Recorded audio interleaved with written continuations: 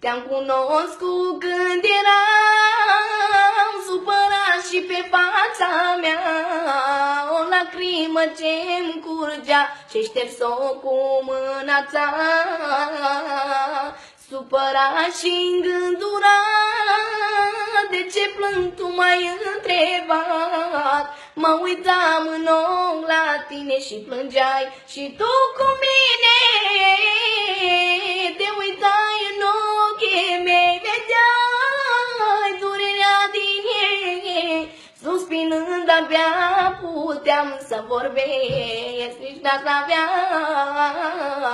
Când ți-am văzut chipul plând, atunci ți-am spus de ce plâng. Soarta grea mă urmărește, dragostea mă ocolește.